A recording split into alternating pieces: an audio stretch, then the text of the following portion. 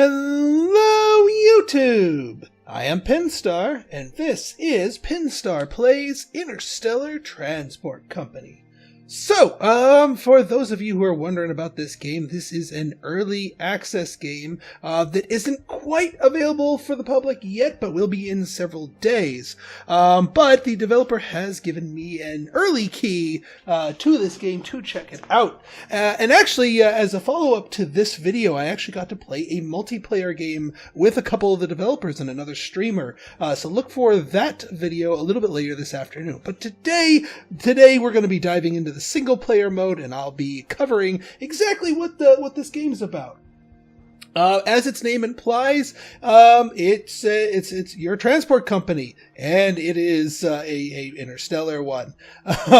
If you are a fan of my Transport Fever game, then this is probably going to be a game you're going to enjoy here. So let's dive in here. Pinstar parcels will be our color. And teal / aqua, whatever you want to call this particular shade of blue, is one of my favorite colors, so we're going to go with it. We'll go on the medium difficulty here.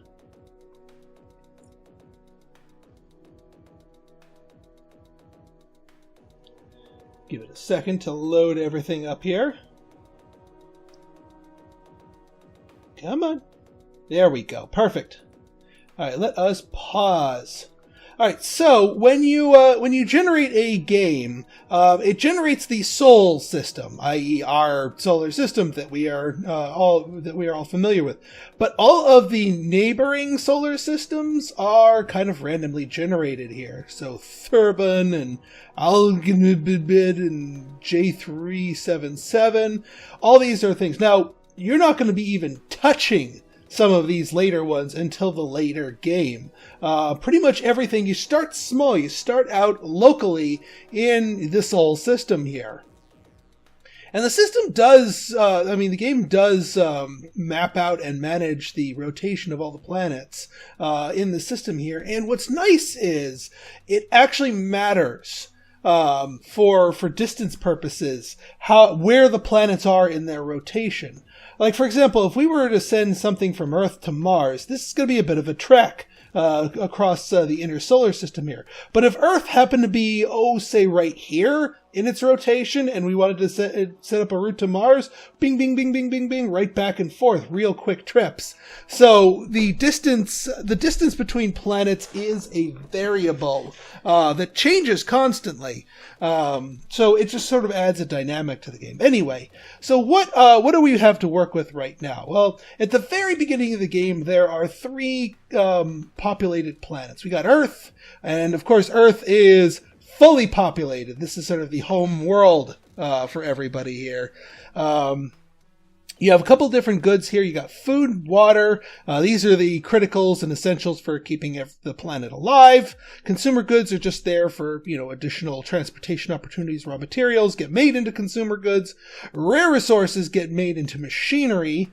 And then dilithium crystals get made into dilithium fuels. And then there's refugees if you screw stuff up. And then you've got colonists that want to make their way to other planets. These are sort of your people transportation. Again, not unlike Transport Fever.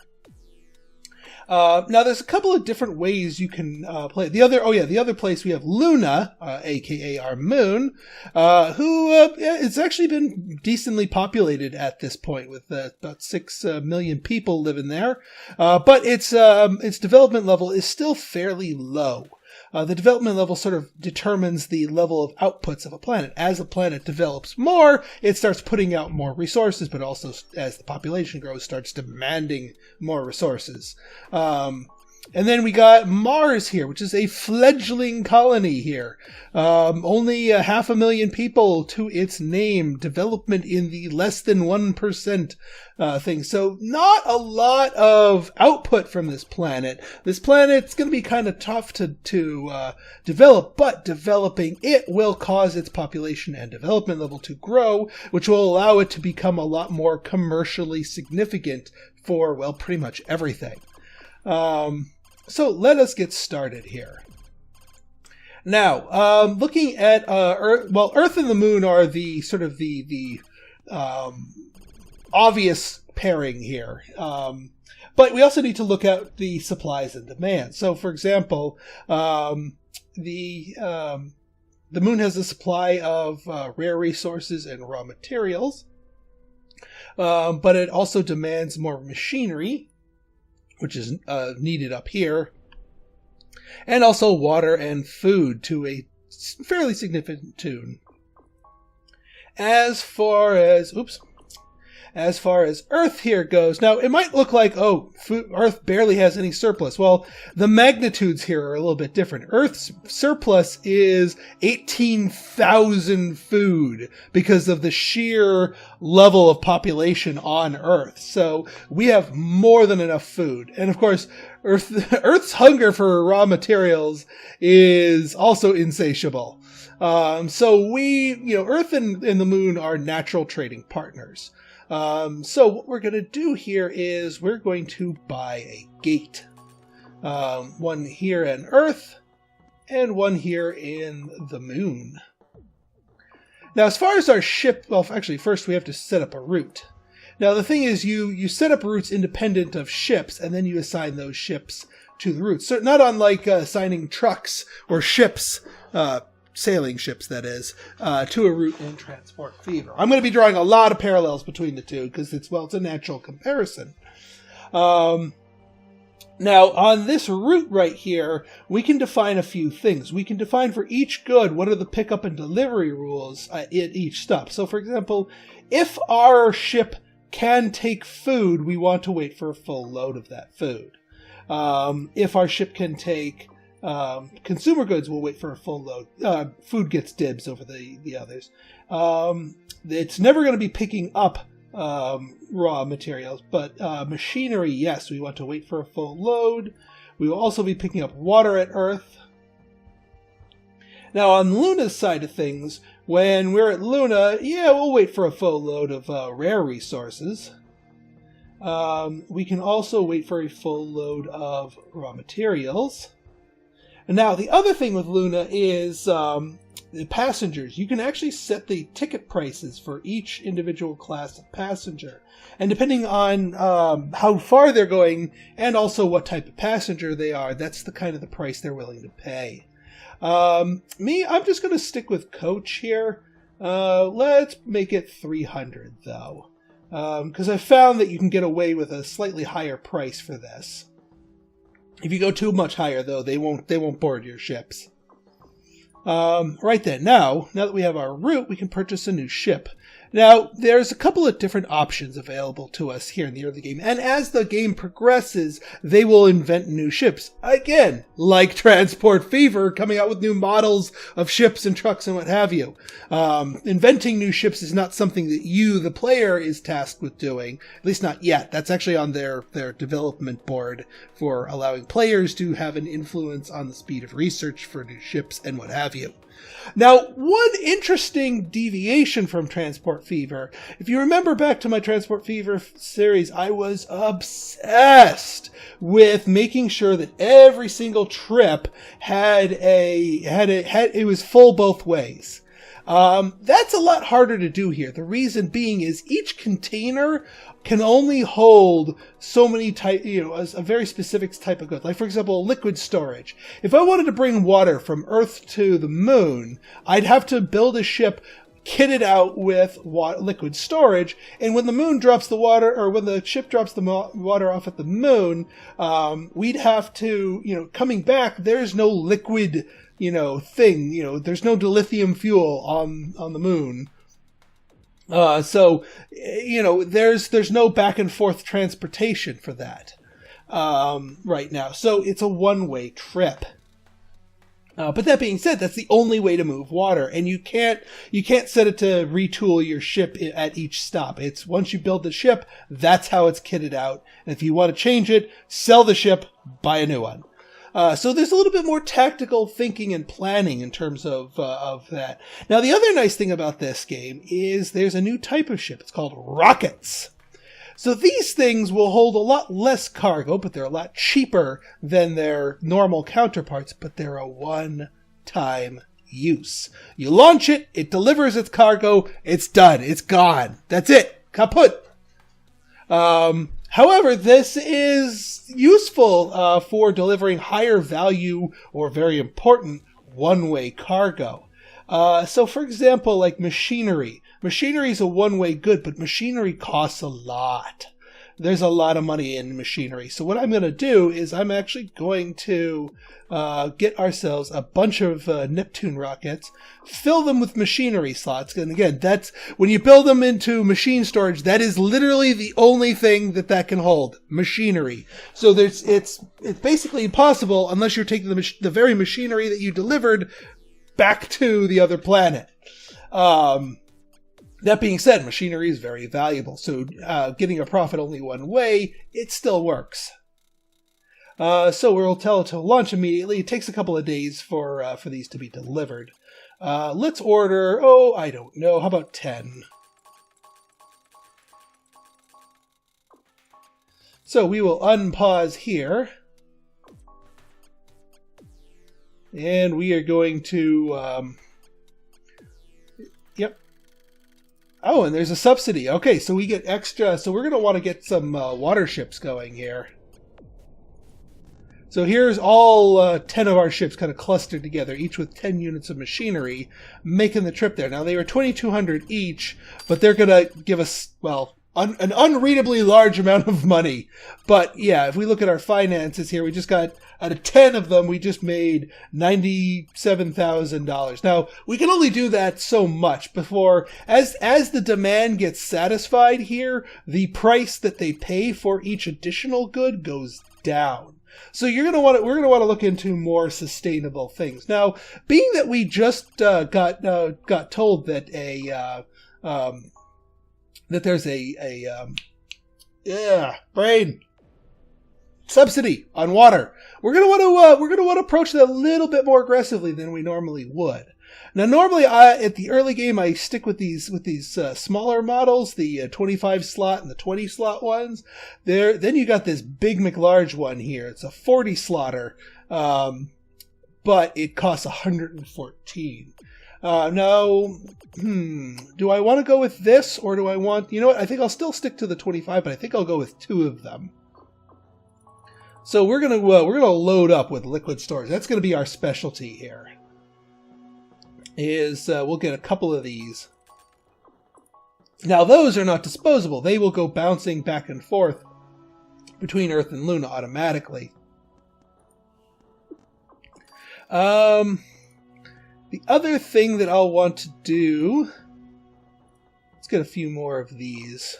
You can, if you have a ship type in transit, you can just duplicate them. What I'll probably do is get, you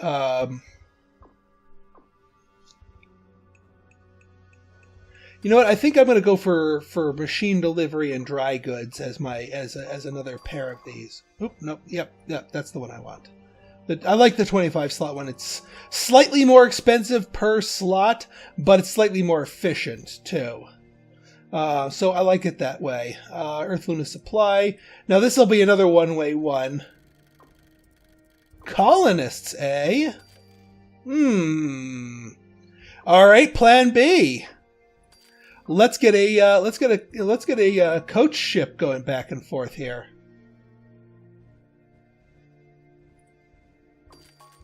We've got a coach ship. And what the hey, we'll get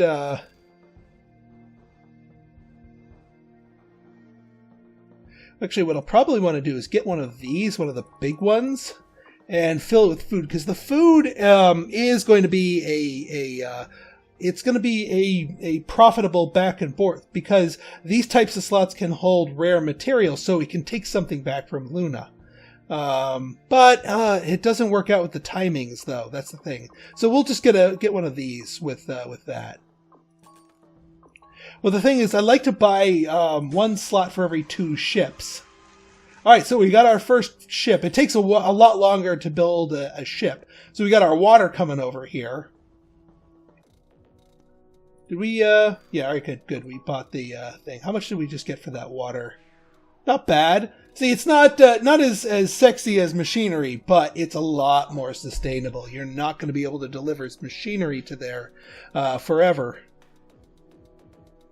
But as we get more and more things here, we can start ordering up new gates. Now, getting new gates not only requires you to be able to buy the slots, but also requires monthly upkeep. So you can't go crazy with them. The other things you can build on the planet is, in these little slots here, you can get taxi services, which make your ships turn around faster, which I think I'm going to do that here for Earth. The other thing you can do is build a maintenance hangar, which actually you start on Earth with, which basically repairs your ship's wear and tear every time they come into port. Local office raises your company reputation. If your company reputation goes too low, they won't let you go. They won't let you build more stuff. All right, so we're getting more of our goodies here. We just had our passengers drop off, and there's that. I think the last thing we want to do here is let's get one more pair of ships going. This one's going to be machinery, since I'm not going to constantly be firing rockets. And what was the other thing that I meant to do? Did I ever do my dry hopper one? Because I do want to get into that and just make sure that's something we're doing. Alright, that's the food, that's the passengers, that's the water. That's also the water. So yeah, we need one more for dry goods to get the raw ore coming in here.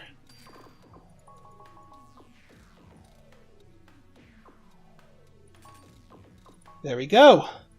And then eventually I will buy 2 more pairs of docking bays here. All right, what do you got? You are, yeah, your water. You're coming back empty because there's no extra water to be had there. But now we have another water ship coming in here. And those are hitting up. Again, it's not a sexy amount of money, but it is sustainable. And that's something you got to watch out for. If the supplies and demands get satisfied too much, and by the way, here's all of our other dots. Here's my competitors, my AI competitors coming online, getting their act together, and they're going to be satisfying demands as well. So, you know, if I'm sitting on here, I'm not going to be able to have all this stuff to myself. So you need to branch out accordingly. Now, normally I would be looking to doing something to help out Mars, to help it grow, but it is so far away right now because of the orbit here. That being said, we can't let it sit there for too long because, well, see, it starts out with only so much food and water, and it is slowly using them up. And if nobody brings them food and water, the planet will start to starve. You'll have refugees building up trying to flee the thing. The population will start dropping. You can actually lose planets if they go hungry or thirsty for too long. Now, certain planets like Earth, due to the water availability and the habitability, are fine for growing their own food and making their own water. So Earth is never going to starve or go thirsty, and it will always have an excess as long as we keep the population up. Which, I mean, the population is fine. But that's why. But for other planets, you got to keep those in mind. All right, let's get some extra gates. If you don't have enough gates, your ships will just hover around over a planet waiting for a landing spot to open up. That's all. You know, kind of wasteful, but it's not like they crash or anything.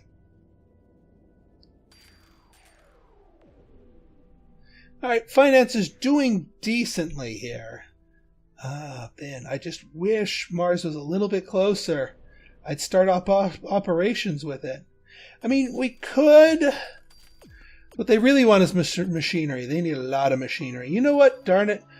F it. We're gonna get some machinery rockets heading their way. They want 90 machinery. We'll get them 90 machinery in the form of rockets. Oh well. First, we got to make the route. Add stop Earth. And we might as well set up the values now. Full and full. And then we add stop.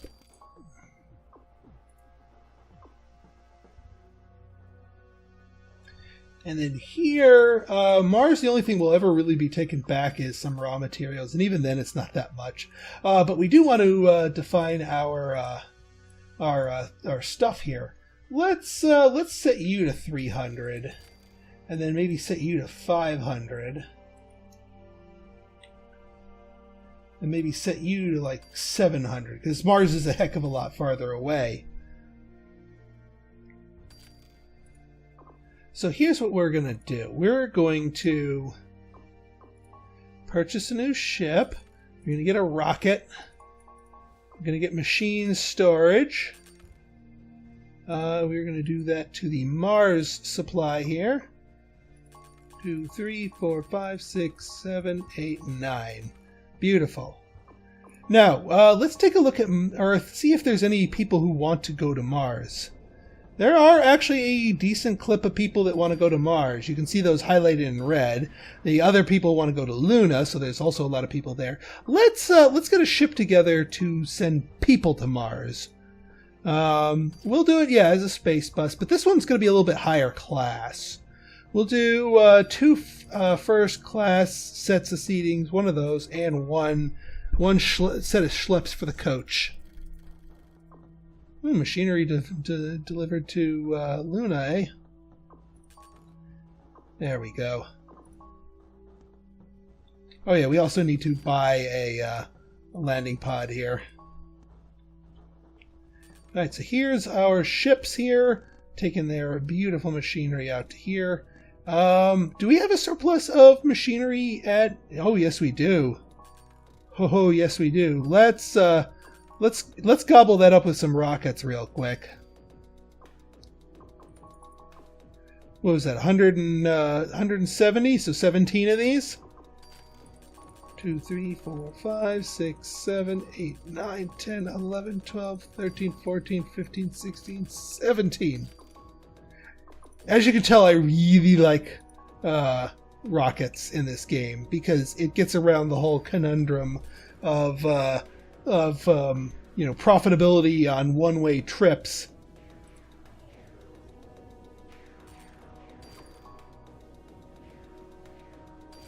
Yeah, our money jumped up thanks to all those.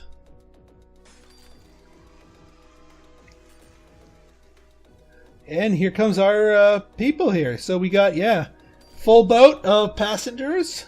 And they're going to be paying a hefty fee for being taken this far across space. Now, the one thing you have to be wary of is, see this ship over here? Oh, really? The ship over here is the security drone. Every time right now Earth just has a low-level security station built on it. This, basically in this area, will keep away pirates. Meaning that pirates could potentially strike at ships coming out to Mars. Now, as planets develop, these planets will develop themselves some new security stations, which will add more of those things and cover more of the solar system to ward off pirates, to make it safer to send your ships further out. Here, I was taking a little bit of a risk sending this stuff to Mars, but I have a feeling Mars is going to appreciate it, because, yeah, Mars now has a whole butt ton of machinery. It's in excess right now, but as it grows, it will add that machinery to its total here. And machinery plus food and water are basically what, and also incoming colonists, are basically what encourages growth on a planet here. And as growth goes higher, then the development level gets higher. Of course, as population grows, their hunger, their use of the various things here will also grow if they can't produce them locally. So that's something you need to keep in mind. That, if we feed them a bunch of machinery and a bunch of population, but no food and water to back it up, they're gonna go hungry. In fact, me feeding them all this machinery and all this population may very well be dooming them, because they are going to grow. Oh, and we got a new colony in Europa. I think that's, yeah, there we go. And the new Starship is available. I was waiting for that one. That one is the next model of the Big McLarge Huge one. which is precisely what I wanted because that is going to be the one that I start sending food and water with. So yeah, this thing has 50 slots and also costs 149k, but still 50 slots. Me likey a lot. So what we're going to do is we're going to do, let's do a combination here. We'll do 40 of those, 40 of those, and do I want machine or people? We'll do people, because this will go to feeding the people. Yeah, we'll do coach class. Nah, we'll do business class. That's good enough. We'll do this Earth-Mars supply. Go for it. Now, also with this one, I like getting this one as all food and having it go Earth-Luna. Earth-Luna supply. Because that way it can deliver copious amounts of food there. But yeah, that big ship is what's basically going to be saving Mars from starvation once it gets built.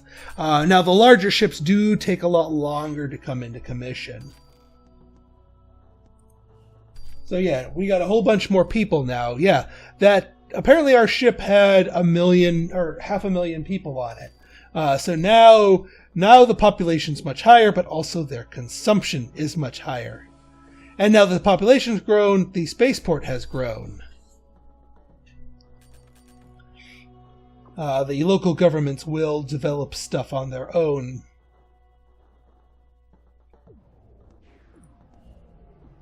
Let's see. Still more colonists wanting to go to water to Mars? Alright. You know what? I think it might behoove us to get double-barreled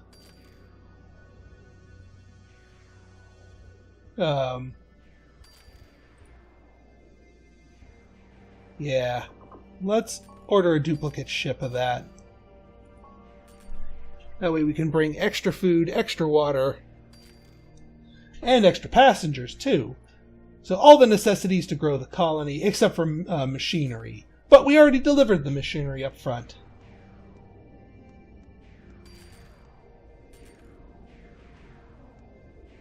Yeah, this passenger ship doing its thing, but occasionally we'll take one back. And I think everyone's caught on about the machinery. Yeah, there's barely any machinery left, and as soon as stuff comes there, it gets yanked up. So all those rockets we ordered are not... they're very slowly going to be doing their thing. What we need more rare resources brought to the planet, because the rare resources are what gets made into the machinery. Alright, we got our stuff. We've got our stuff. 20 food, 20 water, and 10 passengers business class. Now, just because they're business class does not necessarily mean that they're like actual business people. They can be colonist level people that are paying business class levels. Oh yeah, we got an extra thing here, so let's grab ourselves one of those and one more of these. Doesn't really matter where in the gate matrix that you buy your gate. It's just how many slots you can land. Sort of like landing airplanes at Airbiz Tycoon. For those of you who remember that oldie on my channel. So yeah, Earth has just upgraded the security, so now we should have an extra policeman around here, keeping an eye out for pirates, and it's basically extending out the level of protection. Oh, he's farting around all the way out here. That's unhelpful, Mr. Policeman. That's unhelpful. But as these get saturated with more and more higher level security things, you'll get more and more cop drones around here, keeping the pirates at bay. Alright, is Mars going to go into famine? It's getting there. I think we might arrive just in time to stave off starvation and thirst. Now, I mean, as soon as they run out of food and water, the planet does not instantly die. What you do is it starts ramping up refugees. People are just trying to flee the planet to find somewhere to eat. You actually don't transport them as passengers, but rather put them in the climate-controlled cargo bay. They just cram themselves off because they don't want to die. But as soon as you resume feeding or giving a thirsty planet water, the starvation stops. The refugees cease being refugees, and the population recovers itself. So you have a little bit of time to respond to planets that are going to starve themselves. Speaking of, let's not neglect Europa here. Because otherwise that's going to start starving itself. That's not Europa. Come on, Pinstar. Remember your solar dome. Come on, you've watched Cowboy Bebop. You should know where Europa is. Alright. Oh god, yeah. We're going to need to send them a care package. Toot sweet. Right then, let's send them a care package, because otherwise Europa is going to die. Earth to Europa. Alright, from Earth we're going to pick up full load, full load, full load, full load, and that's it. And then Europa, I think we'll have, well, we'll set the prices for Europa. For them, we'll figure out, let's test out to see what people are willing to pay to go to Europa. Let me try for coach class seating. Oh, actually, let's do it as first class seating. Let's do 1,000. Well, let's go even higher, 1,500. To see if someone's willing to pay that much to go to Europa. And then if they don't, then we'll know to back it down. Right then, so yeah, well, we're going to need to do some rockets here. Well, the Sparrow rocket, the smaller one, I'm going to use as a guinea pig here. Actually, we don't even need to guinea pig all 5 slots. We'll just do that, and then we'll make the rest water. Yeah, Earth, Europa supply. Now, if there is a single person on this ship, then we know they're willing to pay 1,500. And if not, we've just wasted 1 slot. We've got the 4 water there.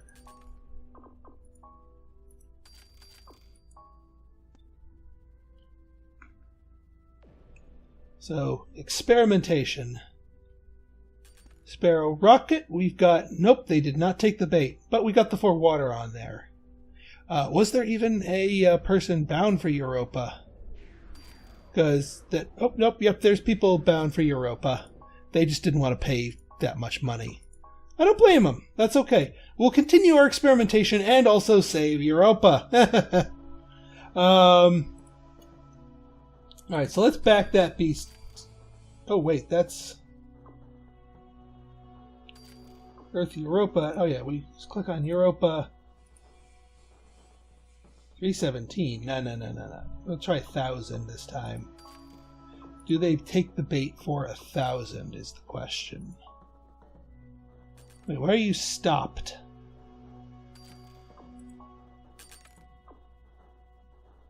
Yeah, you need to not be stopped. I want you going at that. Yeah, you all got stopped for some reason. Usually they'll sit there and wait for a full load.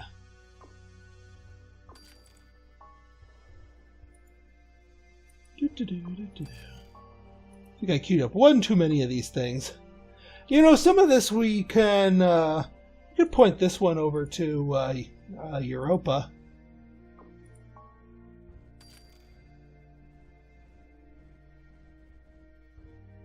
Okay. Yeah, no clue why these all stopped. Anyway, let's clone this one right here. And see with our new pricing model if they'll bite this time. Yes, see, we got someone at 1,000. So it's more than it's 1,000 or more, but less than 1,500 for what people are willing to pay for first class over to Europa. Let's start sending food, too. We'll send food first, and then...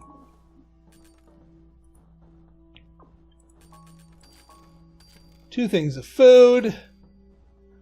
We'll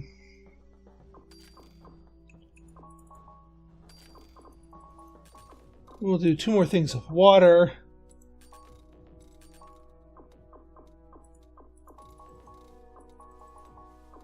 And then I think what we'll do is we'll do a smaller ship of all first class to Europa.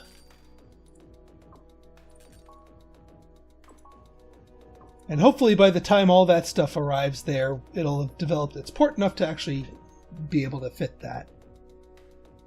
Actually, that was kind of dumb, but that's alright. I can still sink money to develop their port ahead of schedule.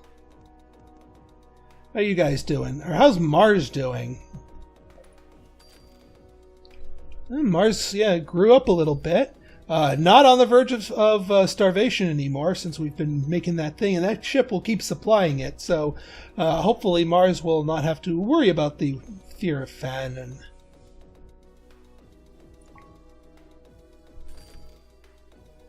Yeah, let me go back here and...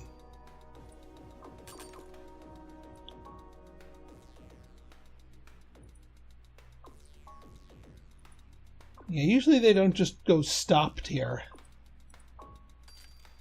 This is early access, so there are the occasional bugs. But it is a quite engaging game here as you grow out. So it's not so much tackling one thing and trying to expand it out further, or rather, you know, it's less free form, it's more linearity, but it's still it opens up. It starts out where everyone's concentrating the same thing, but as new colonies get built, there's more colonies than any one company could properly concentrate on. So you'd have your different companies bursting out and focusing on stuff. And also you can found your own colony. Well, not on Uranus, because that's a gas giant. That's a gas giant. Let's click on something that's not a gas giant. That's a gas giant. Come on. Something with some terraform. Venus, there. That is not a gas giant. So we can create a colony if we wanted to. The other thing you can do is you can subsidize businesses on the ground here. So like if we wanted more machinery production and there was enough spare rare resources, there just wasn't enough infrastructure to convert those, then yeah, we could build a machinery factory. Now at the moment, there's no real benefit to doing this directly to you because the machinery it creates is put into a sort of the general pool that anyone can pick up. But the developers were thinking of making it so that the outputs of the buildings that you build would go directly to your hangar, meaning stuff that only you can deliver. That would make it a lot more, because if I could have my own private supply of machinery, that would be ideal. I'd build that in a heartbeat. Why these build sites are in the middle of the ocean, I don't know. Anyway, so that, my friends, is interstellar transport. As you can see, we are kicking our the AI here. But again, the AI is competent. We're only on normal, and there's 2 difficulty levels higher. And I've confirmed with the developers that the AI does not cheat. They do not get like a magic, plus $10 billion cash and all your ships are immune to breaking down and your profits are boosted by 50% all the time for free. No, none of that. None of that like civilization, stuff where at higher levels the AI cheats. It does not. The difference between the lower level AIs is, well, they're not as smart, but the higher level AIs will aggressively expand. They will, as soon as something opens up or as soon as they see a market open up, they will jump on it. They will throw ships at it. They will get infrastructure on it. They will be rather cutthroat. They're still beatable, but, they give you a more run for your money without being given any, gameplay advantages greater than the player receives. you know, they start with the same amount of money you start with. All right, so that, my friends, has been our sneak peek of Interstellar Transport Company. And like I said before, keep in mind, keep an eye out later on. You'll get to see a multiplayer game of this played out. You can have a multiplayer for up to 8 people. So if you like this game and you want to see more like it, go ahead and hit that like button, hit that subscribe button, and leave me a comment, good, bad, or indifferent. Your feedback's always welcome. So until next time, this has been Pinstar signing out. See ya.